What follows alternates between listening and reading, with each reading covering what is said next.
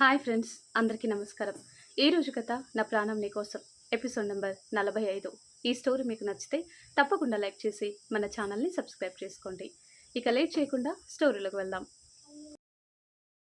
అయ్యో పాపం, ఎవరూ లేరా అమ్మాయికి? అందరూ ఉన్నారా ఆంటీ, కానీ వేస్ట్, ఎవ్వరూ పట్టించుకోరు. తన ఆస్తి కావాలి కానీ తను వాళ్ళకి అక్కర్లేదు అని వాళ్ళకి దర్శిని గురించి, తన ఫ్యామిలీ గురించి చెప్తాడు రుద్ర. అయ్యో అవునా, అంత మంచి అమ్మాయిని బాధ పెట్టడానికి వాళ్ళకి మనసు ఎలా వచ్చింది? చెప్పాను కదా ఆంటీ, వాళ్ళు మనుషులు కాదు, రాక్షసులు. వాళ్ళని మనం మార్చలేం. తనకి మంచి భర్త దొరకాలి, అప్పుడైనా తన కష్టాలు తీరుతాయి. హ్యాపీగా ఉండాలి ఆ అమ్మాయి అంటుంది ఇందు. తప్పకుండా ఉంటుంది, దేవుడు తనకి మంచి చేస్తాడులేండి ఆంటీ. మీరు ఇక్కడే ఉంటారా? ఇంటికి వెళ్ళండి, నేను వేద ఉన్నాను కదా, చూసుకుంటాం అంటాడు రుద్ర. పర్లేదు, మేముంటాం రుద్ర, నువ్వింటికి వెళ్ళు. మొన్నటి నుండి ఇక్కడే ఉన్నావంట కదా, కొంచెం ఇంటికి వెళ్ళి రెస్ట్ తీసుకో. ఆదిత్యని మేం చూసుకుంటాం అంటాడు ఆనంద్. సరే అంకుల్. శ్రీ, నువ్వు వస్తావా ఉంటావా? నేను ఉంటాను బావా, రేపు వస్తానులే. సరే, ఏదైనా ఉంటే కాల్ చేయి. విక్కీ జాగ్రత్త అని ఇంటికి స్టార్ట్ అవుతాడు రుద్ర. రుద్ర వెళ్ళిన తర్వాత ఆదిత్య దగ్గరికి వెళ్ళి చూస్తుంది. ఇంకా మెడిసిన్ పవర్ వల్ల పడుకొని ఉంటాడు. సెలైన్ మార్చి కొద్దిసేపు ఉండి బయటకు వచ్చేస్తుంది. అలా ఆ రోజు గడిచిపోతుంది. నెక్స్ట్ డే వేదాకి హాస్పిటల్లో అనీజీగా ఉండటంతో ఇంటికి వెళ్తాను అని వెళ్తుంది. అప్పటికి ఇంకా రుద్ర లేవలేదు. బాగా అలసిపోయాడు అని ఫేస్ చూస్తుంటేనే అర్థమవుతుంది. రుద్ర మీద కాలు చెయ్యి వేసి పడుకున్న దియాని చూసి నవ్వుకొని ఫ్రెష్ అయ్యి తనకి కూడా నిద్ర రావటంతో వాళ్ళ పక్కన పడుకుంటుంది. చాలా రోజుల తర్వాత మంచి నిద్ర పడుతుంది. మధ్యాహ్నం వరకు ఎవ్వరూ లేవరు. రుద్ర కళ్ళు తెరిచి చూసేసరికి వేద కనిపిస్తుంది. శ్రీ ఎప్పుడొచ్చింది అసలు? తెలియనే లేదు. నైట్ అంతా వర్క్ చేయటం వల్ల బాగా నిద్ర పట్టేసింది అని టైం చూసి, ఓ అప్పుడే మధ్యాహ్నం అయిందా అనుకుంటాడు. రుద్ర కదిలేసరికి వేదకు కూడా మెలకు వస్తుంది. దియాని ఇంకో సైడ్ పడుకోబెట్టి వేద దగ్గరికి చేరిపోయి వేద చుట్టూ చేతులు వేసి, good morning Sri. Good morning బావా అంటూ స్లీపీ వాయిస్తో చెప్తూ రుద్ర ఎద మీద తలపెట్టుకొని మళ్ళీ పడుకుంటుంది. శ్రీ, టైం ఎంత అయిందో చూడు. నువ్వు చూడు బావా, లేచి చూసేంత ఓపిక నాకు లేదు, నిద్ర వస్తుంది నాకు అని ముద్దుగా చెప్తుంటే, రాక్షసి వెటకారమా, నేను టైం చుట్టానికి లేవమని చెప్పటం లేదు, చాలా టైం అయింది, లేస్తే ఏమైనా తినొచ్చు అంటున్నా, ఆకలి వేయటం లేదా అంటాడు. నిద్ర వస్తుంది, ఇందాకే వచ్చి పడుకున్నా అంటుంది. అవునా, అక్కడ ఆంటీ అంకుల్ వాళ్ళు ఉన్నారా? హా ఉన్నారు, దర్శనని వెళ్ళమని చెప్పాను, ఈ పాటికి వెళ్ళుంటుంది. కావాలనే హాస్పిటల్కి వెళ్ళమని చెప్పాను, కొంచెం వాళ్ళతో మూవ్ అవుతుంది కదా అంటుంది వేద. గుడ్, నా మరదలకి బుర్ర బాగానే పనిచేస్తుంది అన్నాడు రుద్ర. అంటే ఇన్నాళ్ళు పనిచేయలేదా? నేను మీ మీద టెండర్ కూడా గెలిచాను, అది గుర్తుందా బావా నీకు అంటూ లేస్తుంటే, హా ఎందుకు గుర్తుకులేదు, రాక్షసి, నన్ను ఇప్పటి వరకు టెండర్లో ఓడించిన వాళ్ళు లేరు తెలుసా, కానీ ఫస్ట్ టైం నువ్వే నన్ను ఓడించావు. బట్ నాకు చాలా హ్యాపీగా అనిపించింది, నా మరదలే కదా నా మీద గెలిచింది, నాకే బాధ లేదు అంటూ వేదాన్ని తన మీదికి లాక్కొని, రేపు డిశ్చార్జ్ చేస్తారు ఆదిత్యాన్ని. అంకుల్ని అడిగితే అమెరికా వెళ్తామంటున్నాడు. ఇక్కడ ఉండమని అడిగాను, బట్ వద్దు అన్నారు. సరే అని చాపర్ అరేంజ్ చేశాను. నార్మల్గా ఆదిత్య ఇప్పుడున్న పరిస్థితుల్లో వెళ్ళటం కుదరదు. చాపర్ అయితే బెస్ట్, తొందరగా వెళ్ళొచ్చు, సేఫ్గా కూడా ఉంటుంది. ఓకేనా? ఆదిత్య కోసం ఇంతలా ఆలోచిస్తున్నావు? థ్యాంక్స్ బావా. నాకు థ్యాంక్స్ అలా వద్దు అంటాడు. మరి ఇంకెలా కావాలో అంటూ మీసం లాగుతూ అడుగుతుంది. స్పెషల్ థ్యాంక్స్ కావాలి అంటాడు. ఓ అలాగా అంటూ రుద్ర నుదుటన కిస్ పెట్టి, ఇలా ఓకేనా అంటుంటే, ఏంటి నేను అలా అడిగానా? స్పెషల్ అన్నాను కదా అంటూ ఒత్తి చెప్తాడు. నీ స్పెషల్ ఏంటో నాకు బాగా తెలుసు, కానీ ఇప్పుడు అవన్నీ కుదరవు, బుద్ధిగా సరిపెట్టుకోండి అంటుంది. నో, నాకు కావాలి, లేదంటే అస్సలు వదలను అని వేద చుట్టూ గట్టిగా చేతులు బిగిస్తాడు. అబ్బా బావా, ఇలా అల్లరి చేయటం ఏమైనా బాగుందా? నాకు చాలా బాగుంది, కానివ్వు అంటుంటే, అక్కడ దియా ఉంది, ఇప్పుడు అవసరమా? తను పడుకుంది, ఇంకా లేవలేదు, నువ్వు తప్పించుకోవాలని చూడకు. థ్యాంక్స్, తొందరగా చెప్తే వదులుతా. మొండి బావా అని ముద్దుగా తిట్టుకొని రుద్రాకి వేదాకి కప్పి ఉన్న బ్లాంకెట్ ఇద్దరికీ కలిపి నిండా కప్పేసి రుద్ర ఫేస్ని చేతిలోకి తీసుకొని రుద్ర పెదాల మీద పెదాలు నిలుపుతుంది. 2 నిమిషాలు అలాగే ఉండి దూరం జరుగుతుంటే వేదాని లాక్కొని కిస్ చేయడం స్టార్ట్ చేస్తాడు రుద్ర. కొద్దిసేపటికి దూరం జరిగి వేదాన్ని హత్తుకొని అమెరికా వెళ్ళిన తర్వాత నువ్వు ఆదిత్యతో వాళ్ళ ఇంటికి వెళ్ళాల్సి వస్తుంది. నిన్ను మిస్ అవుతానురా అని రుద్ర అంటుంటే కొన్ని డేస్ బావా తప్పదు. నిన్ను బాధ పెడుతున్నా అని అర్థమవుతుంది. కానీ నేనేం చేయలేని పరిస్థితిలో ఉన్నాను. అయినా రోజు నిన్ను కలవకుండా ఎలా ఉంటాను? హాస్పిటల్‌కి వెళ్ళకుండా నీ దగ్గరకొచ్చేస్తాను. ఈవినింగ్ వరకుండి వెళ్తాను. సరేనా? కొన్ని డేస్ అంతే. అన్నీ సెట్ అయిపోతాయి అంటుంది వేద. దియాని కూడా చాలా మిస్ అవుతాను. బాగా అలవాటైపోయింది. రేపటి రోజున ఆదిత్యకి నిజం తెలిసినా కూడా దియాని తన దగ్గరే పెట్టుకుంటాడు. మనకివ్వడు కదా! హ్మ్. అవును బావా! దియా అంటే ఆదికి చాలా ఇష్టం. తనెప్పుడూ ఒకటే అనేవాడు. నా చెల్లిని నాకు దూరం చేశాడు కదా! అందుకే పాపం అనిపించింది ఏమో! అందుకే దియా రూపంలో నా చెల్లిని నాకిచ్చేశాడు. తనలో చిన్నప్పుడున్న నా చెల్లి కనిపిస్తుంది. తను నాకు బాగా నచ్చింది. ఎవ్వరొచ్చినా దియాని అస్సలు ఎవ్వరికీ ఇవ్వను. మనతోనే ఉంటుంది అనేవాడు అని చెప్తుంది వేద. సో, ఖచ్చితంగా మనకివ్వడు. తనే పెంచుకుంటాను అంటాడు. చూద్దాం. మన ఇల్లులు దగ్గరే కదా! అక్కడ కొన్ని డేస్, ఇక్కడ కొన్ని డేస్ ఉంచుకొని చూసుకుందాం. ఆదికి నేనడిగితే కాదు అనడు. దియా లేకపోతే నేను కూడా ఉండలేను. తనని నా కూతురనే అనుకున్నా. ఇప్పుడు దూరంగా ఉండాలంటే నా వల్ల కాదు బావా! హ్మ్. ఐ కెన్ అండర్‌స్టాండ్ రా. సరే నేను ఫ్రెష్ అవుతాను. టిఫిన్ చేద్దాం. దియాని కూడా లేపు అంటూ వాష్‌రూమ్‌లోకి వెళ్తాడు. రుద్ర వెళ్ళగానే దియాని లేపి ఫ్రెష్ చేయిస్తుంది. ఆ తర్వాత కట్ చేస్తే అక్కడ హాస్పిటల్‌లో ఆదిత్య లేచి వేద ఎక్కడుందమ్మా అని ఇందు గారిని అడుగుతుంటే తను బాగా అలసిపోయింది కదా నాన్న, అందుకే ఇంటికి వెళ్ళి రెస్ట్ తీసుకోమని చెప్పాను. అందుకే వెళ్ళింది. నేనున్నాను కదా, మీ డాడీ కూడా ఉన్నారు నిన్ను చూసుకోవటానికి అంటుంది. "హ్మ్. ఎవరింటికి వెళ్ళిందమ్మా? మనకి ఇల్లు లేదు కదా ఇక్కడ అంటుంటే అదే నిన్న చూసావు కదా, రుద్ర వాళ్ళ ఇంటికి వెళ్ళింది. దియా కూడా అక్కడే ఉంది. ఓ, నువ్వుంటే బావుండేదిరా అనుకుంటాడు. అప్పుడే గుడ్ మార్నింగ్ ఆదిత్య గారు. ఇప్పుడు మీకెలా ఉంది? ఫైన్. ఫీలింగ్ బెటర్ దర్శిని గారు. చిన్న స్మైల్ ఇచ్చి దర్శిని అని పిలవండి చాలు. గారు ఎందుకు చెప్పండి అంటుంది. మరి మీరు కూడా ఆదిత్య గారు అని పిలుస్తున్నారు కదా! మీరు రెస్పెక్ట్ ఇచ్చినప్పుడు నేను కూడా ఇవ్వాలి కదా! అంటాడు ఆదిత్య. ఇందు గారు జ్యూస్ చేస్తుంటే ఇటివ్వండి ఆంటీ నేను చేస్తాను అని తీసుకొని ఆరెంజ్ జ్యూస్ తీస్తుంది.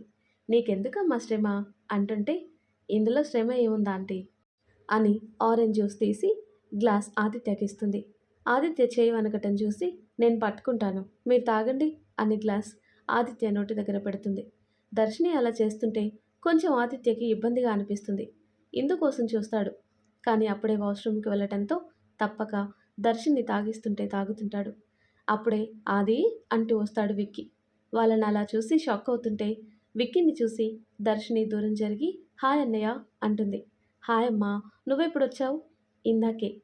ఓ, రే విక్కీ, ఆ జ్యూస్ గ్లాస్ నువ్వు తీసుకొని తాగించు. తనకెందుకు ఇబ్బంది అని ఆదిత్య అంటుంటే గ్లాస్ విక్కీకి ఇచ్చేస్తుంది తాగించమని. విక్కీ తాగిస్తూ ఆలోచనలో పడతాడు. రేయ్ విక్కీ, గ్లాస్ ఎక్కడ పెట్టావు చూడు. ముక్కుతో తాగాలా అంటుంటే హిహిహి సారీరా, ఏదో ఆలోచిస్తూ చూసుకోలేదు. అంతలా ప్రపంచాన్ని ఉద్ధరించేవాడిలా ఏం ఆలోచిస్తున్నావు? నేనంటే నీకెప్పుడూ వెటకారమేరా బాబు. ఇన్నాళ్ళు ఈ బుర్రతో నీ ఆఫీస్ చూసుకున్నా తెలుసా అంటాడు విక్కీ. ఎందుకు తెలీదు? బాగా తెలుసు. నువ్వు చూసుకున్నాక ఆఫీస్ ఎలా ఉంటుందో కూడా తెలుసు. ఉందా? ఇంకా దివాలా తీసిందా అంటాడు ఐబ్రో రేస్ చేసి. రేయ్, మరీ అంతలా తీసిపడేయకురా. అది కూడా ఒక అమ్మాయి ముందు పరువు పోతుంది. హ్యాండిల్ చేసేది మొత్తం వేదాని. మేం తనకి హెల్ప్ చేశాం తెలుసా. మొన్న పెద్ద ప్రాజెక్ట్ వచ్చింది. ఈ దెబ్బతో టాప్లోకి వెళ్తుంది మన కంపెనీ అని చెప్తాడు. అవునా? వేద అనుకుంటే ఏదైనా చేయగలదు. తన మీద నాకు నమ్మకం ఉంది. నేను లేకపోయినా ఎలా హ్యాండిల్ చేసిందో చూడు. దట్ ఈస్ వేద. ఐ ప్రౌడ్ ఆఫ్ యూ వేద అనుకుంటాడు. నీకు తెలుసా, దర్శిని కూడా గ్రేట్ అంటూ వస్తుంది ఇందు.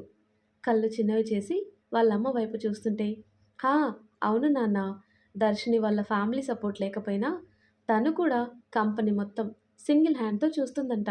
చాలా గ్రేట్ కదా అంటుంది ఇందు. చిన్న స్మైల్ ఇచ్చి "హ్మ్" అని ఊరుకుంటాడు ఆదిత్య. వాళ్ళు మాట్లాడుతూ ఉన్నా కూడా ఆదిత్య మనసు మొత్తం వేద మీదే ఉంటుంది. త్వరగా రావిదు, నిన్ను మిస్ అవుతున్నాన్రా అనుకుంటాడు. వాళ్ళు అడిగిన వాటికి ఏదో ఆ ఊ అని చిన్నగా సమాధానం చెప్తూ ఉంటాడు. కానీ కళ్ళు మాత్రం డోర్ వైపే ఉన్నాయి. ఎప్పుడెప్పుడు వేద వస్తుందా అని ఎదురు చూస్తూ ఉంటాడు. కొద్దిసేపటికి వేద రావటం చూసి ఆదిత్య మొహంలో నవ్వు వచ్చి చేరుతుంది. వేద వెనుక రుద్ర కూడా రావటంతో ఇతనేంటి ఎప్పుడు వేద పక్కనే ఉంటున్నాడు, పనేం లేదా అనుకుంటాడు. లేచావా అది అంటూ ఆదిత్య దగ్గరికి వస్తుంది. "హ్మ్, ఏంటిరా, ఇక్కడ ఉండొచ్చు కదా, నిన్ను చాలా మిస్ అయ్యాను. ప్లీజ్ ఇంకా ఎక్కడికి వెళ్ళకు, ఇక్కడే ఉండు" అంటాడు. ఆదిత్య ఫేస్లో బాధ కనిపించి, "సారీ ఆది, నువ్వు నన్ను మిస్ అవుతావని తెలిసినా కూడా వెళ్ళాను. నీకు కొంచెం కొంచెం అలవాటు కావాలి, తప్పదు.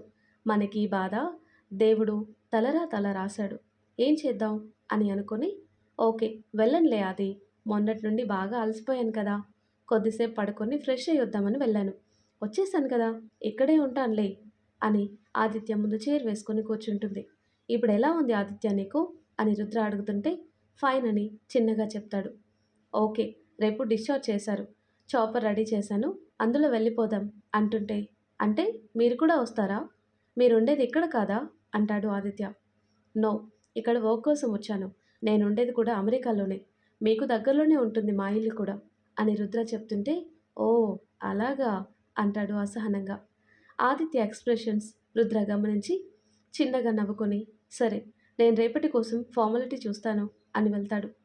"అతనికెందుకు ఇబ్బందిరా, మనం చూసుకుంటాం కదా" అంటుంటే, "తనకేం ఇబ్బంది లేదా అది, తను కూడా మన ఫ్యామిలీ మెంబరే కదా" అంటుంది వేద. ఆదిత్య ఏమనలేక సైలెంట్ అయిపోతాడు. కొద్దిసేపటికి ఇంజెక్షన్ ఇవ్వటంతో ఆదిత్య పడుకుంటాడు. "దర్శిని, నీతో కొంచెం మాట్లాడాలి, నాతో రా" అని తీసుకొని వెళ్తుంది. రుద్ర, వేద దర్శిని వాళ్ళ ముందు కూర్చోబెట్టుకొని, "మేము ఒక విషయం అడుగుతాం, నిజం చెప్పాలి, అబద్ధాలు చెప్పొద్దు." "ఏంటక్క, అడుగు చెప్తాను" అంటుంటే, దర్శిని స్ట్రైట్‌గా అడుగుతున్నా, "నీకు ఆదిత్య అంటే ఇష్టమా?" వాళ్ళు అలా అడిగేసరికి షాక్ అయ్యి, "అది అది" అంటూ నీళ్లు నములుతుంటే, దర్శిని, "మేమేం తప్పుగా అనుకోవటం లేదురా.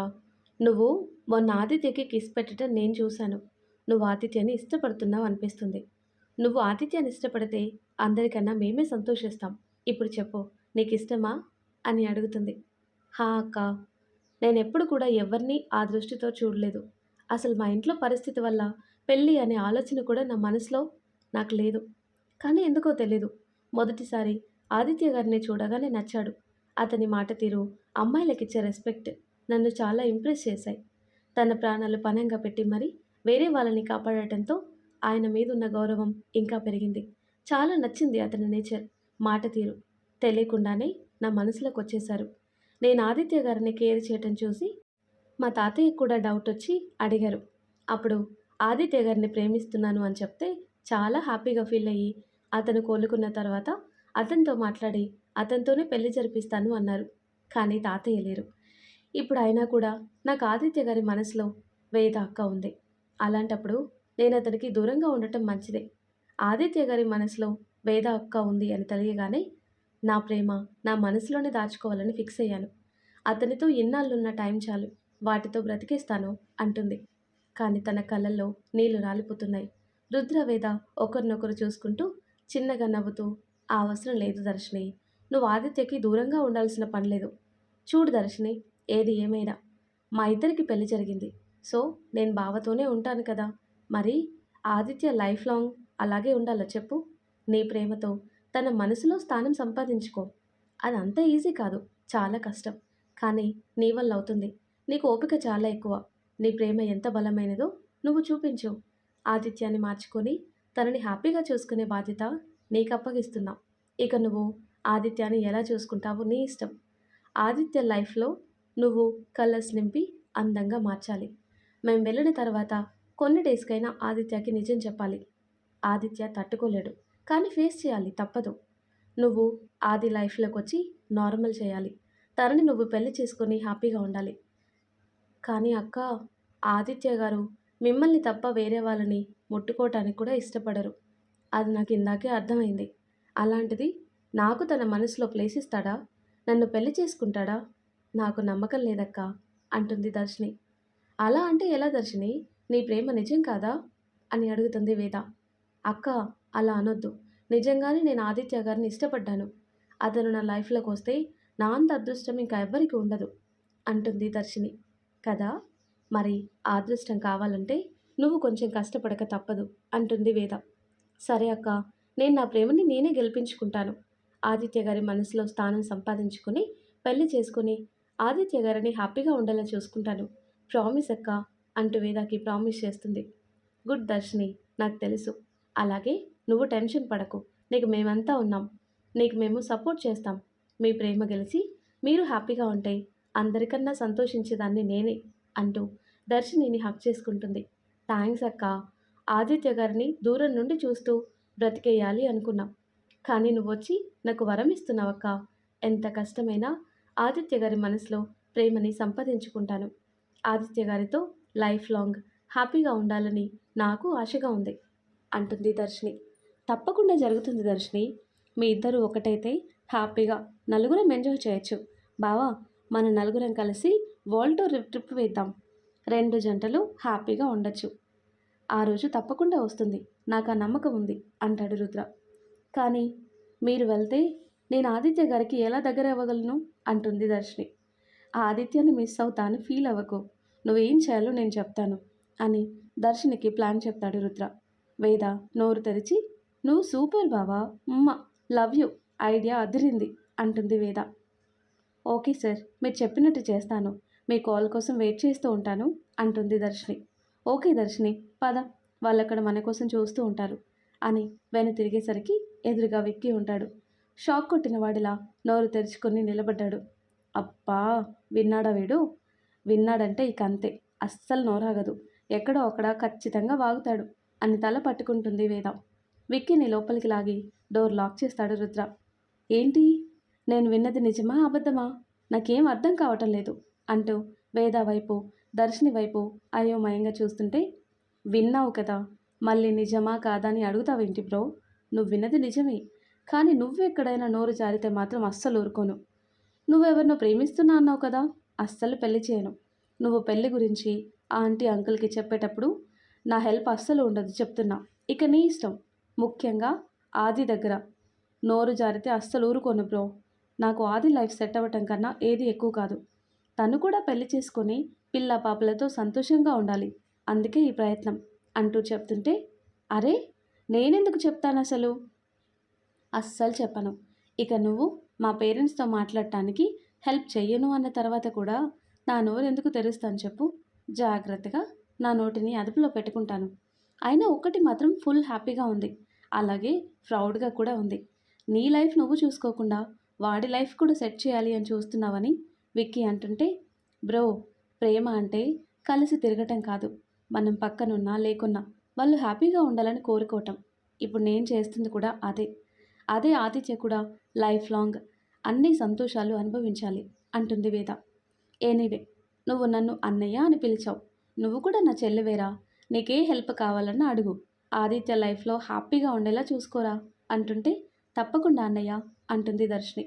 ఓకే పదండి, అందరం ఇక్కడే ఉంటే ఎలా అని బయటకి ఆదిత్య దగ్గరికి వెళ్తారు. సరే వేద, నేను రేపు మార్నింగ్ వస్తాను. దియ్య వాళ్ళని తీసుకొని వస్తాను. అందరం కలిసి వెళ్ళిపోవచ్చు అని రుద్ర ఇంటికి వెళ్తాడు.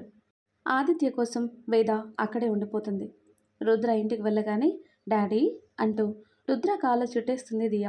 దియానెత్తుకొని, ఏం చేస్తున్నావు బంగారం, బోర్ వస్తుందా? హా డాడీ, మమ్మీ కూడా ఇక్కడ లేదు, నువ్వు కూడా లేవు కదా.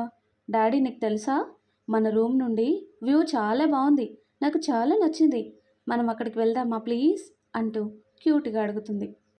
లేదు బంగారం, మనం రేపు అమెరికా మన ఇంటికి వెళ్ళిపోతున్నాం కదా, లగేజ్ ప్యాక్ చేయాలి. మమ్మీ కూడా హాస్పిటల్లో ఉంది కదా. మళ్ళీ నెక్స్ట్ టైం నువ్వు నేను మమ్మీ వద్దాం. అప్పుడు నువ్వు ఎక్కడికి తీసుకువెళ్ళమంటే అక్కడికి తీసుకొని వెళ్తాను, ఓకేనా? ఈ ఒక్కసారికి సారీ బంగారం అంటుంటే, it's okay daddy, next time వచ్చి ఫుల్ ఎంజాయ్ చేద్దాం, బోలెడ్ ప్లేసెస్ వెళ్దాం అంటుంది. నా బంగారు తల్లి చెప్పగానే అర్థం చేసుకుంటుంది. సరే, నాకు హెల్ప్ చేస్తావా, ప్యాక్ చేద్దాం అంటూ దియాని రూమ్లోకి తీసుకొని వెళ్తాడు. మరి ఆ తర్వాత ఏం జరుగుతుందో నెక్స్ట్ వీడియోలో తెలుసుకుందాం. ఎంతో ఇంట్రెస్టింగ్గా ఉండే ఈ స్టోరీ నెక్స్ట్ పార్ట్స్ కోసం ఈ వీడియో లైక్ చేసి మన ఛానల్ని తప్పకుండా సబ్స్క్రైబ్ చేయండి. Thanks for watching.